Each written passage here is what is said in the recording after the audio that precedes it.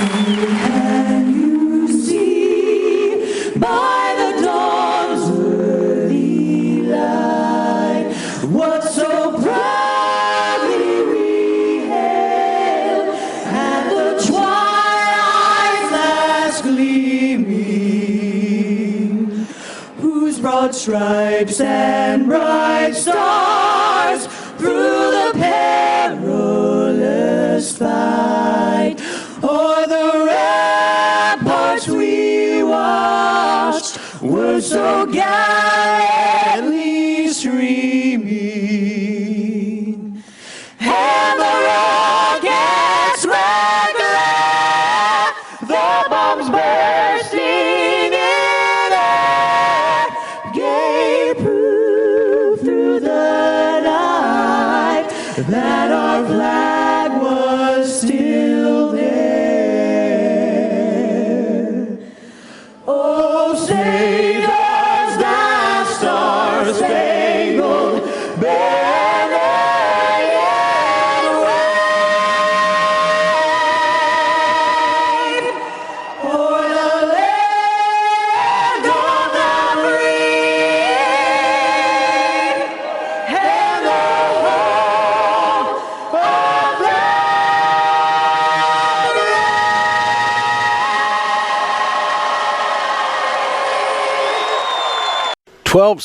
7 years ago, our ancestors brought forth on this continent a new nation, conceived in liberty, and dedicated to the proposition that all men, women, and children of every hue of the rainbow are created equal. Unlike 160 years ago, when President Lincoln gave the Gettysburg Address, we are not engaged in a civil war. However, our nation is clearly in crisis. We have a dysfunctional Congress stymied by bipartisan bickering when most Americans have similar goals, such as life, liberty, and the pursuit of happiness. We have out-of-control politicians and judges who believe that they are above the law or can just make it up as they go. Presently, we have a small Republican majority in the United States House of Representatives, with that party unwilling to immediately throw out Representative Santos, who is presently under indictment for 13 felony charges, who lied about almost every aspect of his life because the Republicans fear losing his vote. We have somewhere between 1 and 5 Supreme Court justices who may have committed violations ranging from ethics concerns to felony perjury in their confirmation hearings. Because they constitute the conservative majority, of course, no one in the House will even attempt to file articles of impeachment against any of them. Presently, our Constitution provides that impeachment charges be initiated only in the House, and that if sustained, then there will be a trial in the Senate. Recent history shows us that this process, while well-intentioned, is frequently doomed to failure. I propose rewriting the Constitution to eliminate 18th century language throughout, remove the portions that have been superseded by amendments, and, as a major change, create a fourth branch of government, the integrity branch. The impeachment and trial duties would be removed from Congress and placed into 2 divisions of the integrity branch, the evaluation division and the trial division. The decision makers of these divisions would be summoned in the same manner as grand jurors and trial jurors, not elected or appointed. Using this concept, the individuals evaluating charges and ultimately trying the facts would not be influenced by any fear of reprisal and ostracism by their party, such as that suffered by U.S. Representative Liz Cheney, Republican, after she voted in favor of the impeachment of Mr. Trump. The integrity branch would obviously need an administrative head, which I believe would be best selected by a committee of willing and able, living, past presidents, vice presidents, possibly former congressional leaders. This composition of a committee would ensure a mix of various political parties, which would have to form a consensus. I do not believe that it takes a body of 435 people to decide whether or not to sustain allegations presented as providing probable cause for an impeachment trial. Traditionally, throughout our country, grand juries consist of 16 to 23 members. I think that the groups in the evaluation division should be constituted with a similar number of members. I also think if a trial jury of 12 people can make a decision to end someone's life, a similarly sized trial jury should certainly be able to decide about someone's job. Whether you like Mr. Trump or not, if you follow the logic of the integrity branch concept, it is likely that he would have been removed from office and that the insurrection that we experienced on January 6, 2021 would have never occurred. As there are reportedly 90-plus federal judicial districts, and the concept that the participants in the integrity branch would be selected in the same manner of jurors, I would envision that the groups of evaluators and triers would be similarly distributed so that randomly selected people from all areas of the nation would necessarily participate. Complaints or allegations to support impeachments could be filed by any governmental official. The power of impeachment by the integrity branch shall extend to governors and legislators of the states as well as officers of the United States. 10 years ago, James Otis and the Sons of Liberty declared that taxation without representation is tyranny before throwing the Boston Tea Party. The Founding Fathers argued about the number of representatives relative to the population. Many wanted one representative for every 40,000 people. George Washington thought that one rep for every 30,000 was better. With America's population now at about 331 million, each representative now represents 761,000, or about 94% less representation than President Washington envisioned. There is out there a theory called the cubed root law, under which the present number of representatives for the U.S. constituents should be about 692, or one representative for every 478,000. I think that's an interesting concept.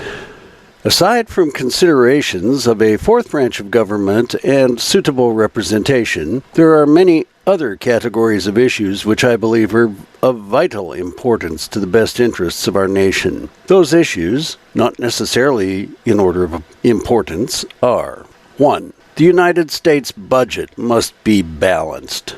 This would eliminate uncertainty every few years as to any debt limit or the extension thereof, as the budget would provide for the elimination of any debt.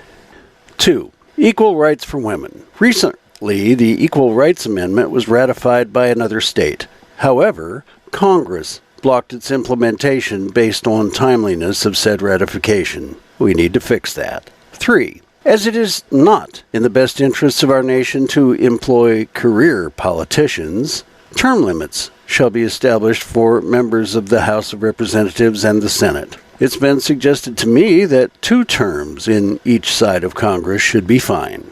4. The guarantee of life and liberty shall include provisions guaranteeing comprehensive health care to everyone based upon need rather than financial ability. The current health system scheme requiring people to pore over fine print of many plans in order to try to figure out and comprehend to have the necessary health care they need without financial ruin and or surprise medical billing is absolutely absurd and should be abolished. Life and liberty necessarily includes each person's autonomy over themselves, including but not limited to body modifications, and the ability to acquire and ingest any pharmaceutical-grade drug or treatment that the person deems necessary without having to acquire the blessing of a doctor or resort to street-level dealers, which frequently provide counterfeit drugs containing poisonous amounts of fentanyl arsenic, or other substances. Mental health assessment and treatment shall always be as much of a priority as physical health. 5. The doctrine of qualified immunity for police officers and government agents should be abolished in favor of personal responsibility.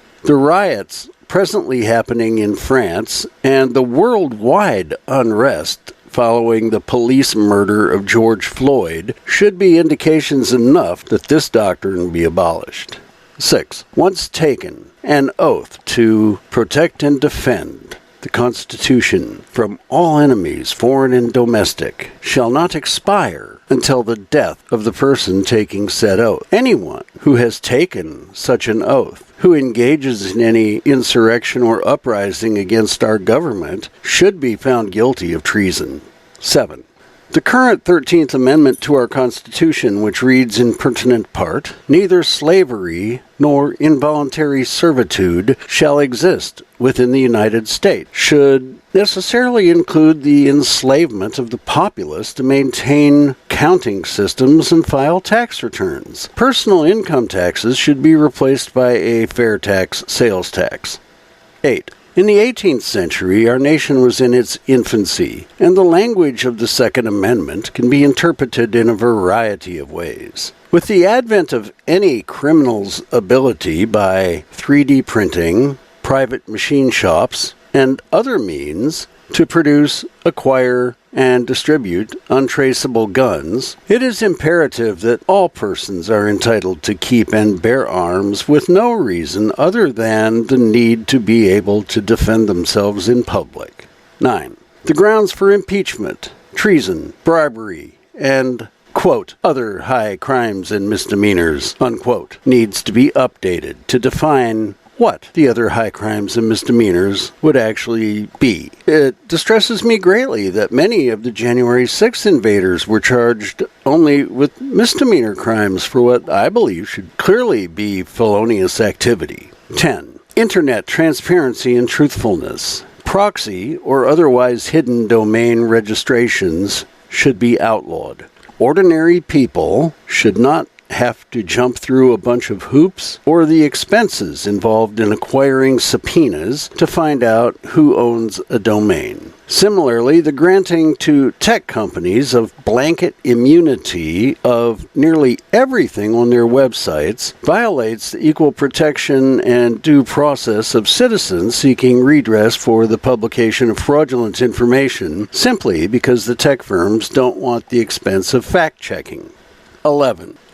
We should outlaw pre-dispute mandatory arbitration and the limitation or exclusion of class actions in contracts, as such terms violate both the equal protection and due process of law concepts.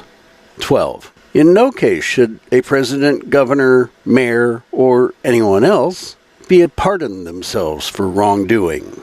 13. The Constitution currently provides that U.S. representatives must be of at least age 25, senators 30, and the president 35. In the history of our country, the youngest president that took office was John F. Kennedy at age 43. Prior to Trump and Biden, the oldest president to leave office was Ronald Reagan at 77. The average of all former presidents when taking office, 54.7 years old, and leaving office was 62.9 years old. Based upon lifespan estimates for 2020 being 78 to 83 years, I believe the Constitution should prohibit anyone older than 73 from entering their first term of office as president. 14. In other countries, there exists a mandatory retirement age for judges ranging from 62 to 75 years old. I believe that our Constitution should provide for mandatory retirement of judges and justices of the Supreme Court at age 75. 15. I believe that any United States representative, senator, president, judge, governor, state or federal attorney general, while under any felony indictment, shall immediately be suspended from office until the resolution of the indictment. If convicted of any said offense, that person shall be prohibited from holding any public service office for the remainder of their life. Charles Eastwood. Good day.